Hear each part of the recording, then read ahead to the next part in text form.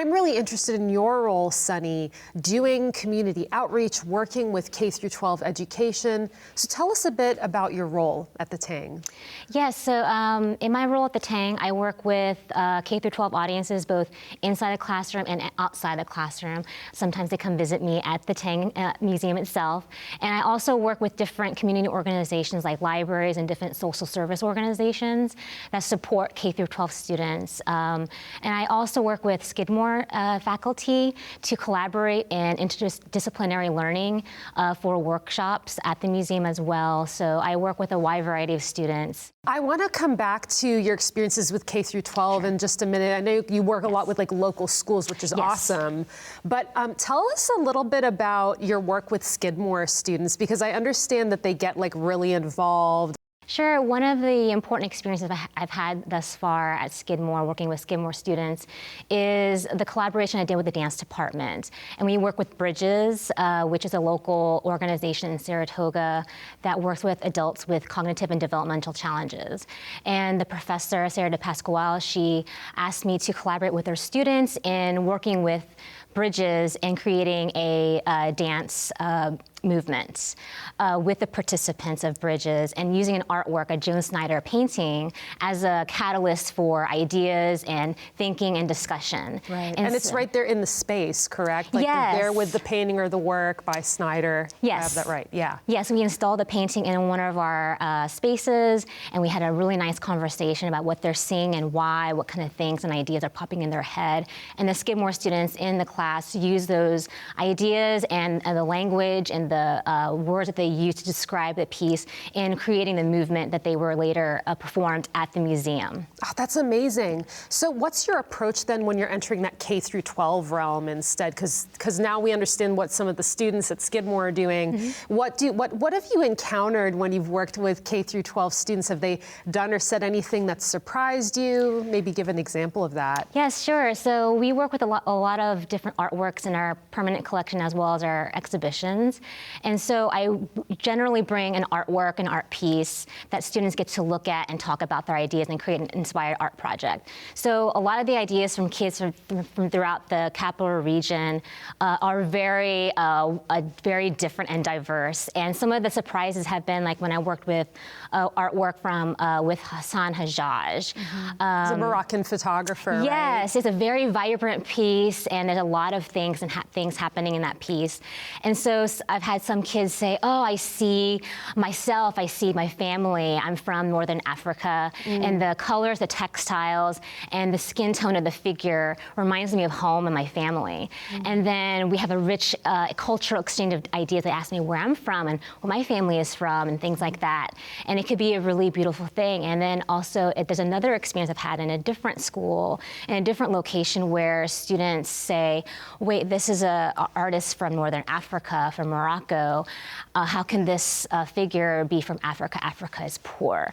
So you get a wide range of sometimes challenging responses, but it informs me of how I can better support the schools, the students in their learning experience. Yeah, so you're able to challenge some students' expectations of what they might see, for instance, when they look at a piece of photography from an African photographer, and they totally defies their expectations. Yes. But it also opens up dialogue to talk about, okay, well, what does that mean? And you know, what is Africa? And how is it not a country? You know, things like that. Yes. But I'm sure are really enriching, and it's nice to sound like there's that space for students to be able to do that without judgment, but to also kind of critically challenge themselves too. Yes, I think if we create a space of learning and unlearning, and I think that's really important. Mm-hmm. So I'm curious to kind of know a little more about your painting as it relates to the work you do, because it sounds like the work you do at the Tang is so people focused, right? Mm-hmm. And then when I look at your works as an artist, like your paintings have no human figures in them at all, right? Like there's no people. And I know that might sound simplistic, but I'm just so curious, in that contrast, where do you find the inspiration to create works such as these? Yeah, so my work is derived from my experience of growing up as a Korean American woman in Kentucky. My parents immigrated here in the mid-'70s. And so it's sort of thinking about my identity as a Korean American woman, but also as just like an American in Kentucky. So my experience of not feeling quite American, I was actually told that I'm not American growing up. And I was like, what does that mean? And what does it mean to be American? And it's something I continue to think about. I think as a country we think about. And then also not feeling quite Korean. Like my speaking is pretty poor. My understanding of the culture is somewhat just what my parents have taught me and what our home life is like. So it's like living in this kind of middle ground, this transient space. It's like you're in limbo, right? Yeah, absolutely. Yeah. So my paintings are about this experience of feeling not quite in one place or another, sort of being in a middle ground. So I thought of the American landscape as, getting in your car on the road as this kind of space where I'm thinking about these different challenging identity issues. And so that's where the abstraction comes into play. It's about the remnants of the human experience. And I think a lot of people can connect to that experience, especially for families who have immigrated here and thinking about who they are. So I want to talk actually more about Kentucky, because you mentioned you're originally from there, and you've worked in an art and healing program in Kentucky. Is that right? Yes, that's correct. What kind of work did you do there, and how did art play a role in healing when you were working there? Yes, so I coordinated schedules with professional artists, local artists in the area in Louisville to bring arts and healing into different healthcare settings. So I watched musicians, visual artists, performers, writers bring their art form into different spaces such as VA hospitals or social service groups which work with kids who have been abused and neglected and pulled from their homes, or women who were transitioning through opioid addiction as well in these residential rehabilitation programs.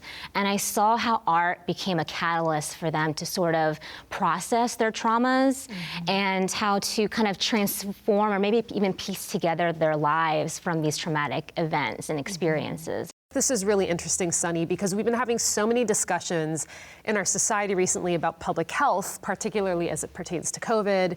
We've got this Delta variant coming through. It's quite threatening.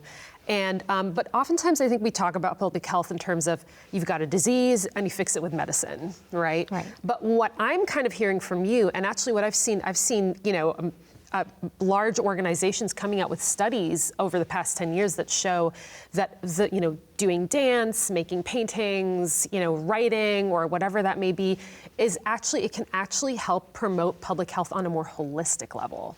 Would you agree with something like that? Absolutely. And maybe give an example of how you've seen that really play out for people?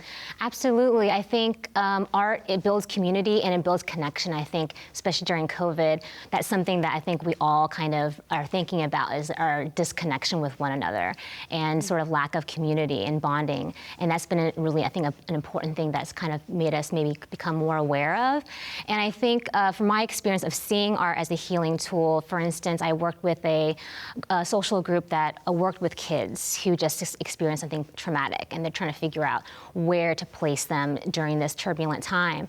And this one little girl came in the middle of our workshop while the artist was playing music on their guitar. And so their kind of project, I guess, is to kind of draw, listening to the music, what inspires and what moves them, how they're feeling at that present moment. And the little girl first grabbed a black crayon on a piece of paper. She drew very small in the corner, and then after a while, near the end of the hour, she started drawing with a pink and a more vibrant color, and she filled the page. And so for me, that was very poignant, the fact that she kind of went from one little corner to being more expansive in her expression. And that's one example. And another is a peer support group for veterans dealing with mental health challenges. The peer support group leader, when he was told that he was going to lead an art group, was very reticent. He was like very nervous and was like, I don't know if I like this. And then after a few months, of having trouble connecting art to healing and helping other veterans heal through their trauma, he started to like say, okay, what if we start ceramics? Why don't we start doing quilting? He was getting very excited because he found that he was feeling an improvement in his health and connecting with the other veterans, even though they didn't want to talk about some of the things. The art making kind of was put in place for that conversation and allows for that kind of moment of togetherness. Wow, so it sounds like what the young girl and some of these veterans, you know, I'm thinking of these examples, it sounds like the process of making art and kind of pushing yourself out of your comfort zone, it's about kind of not conquering your fear, but doing something along with your fear that is courageous, right? Yes. That is something that, oh wow, I never thought I had that in me, or I never thought I would do something like that. And here are these people just kind of organically coming out. It just sounds like that really is the definition of healing. Absolutely, right? yes. Well, Sunny, it was such a pleasure having you on A House for Arts. Thank you for so having me. much. Thank you for having me.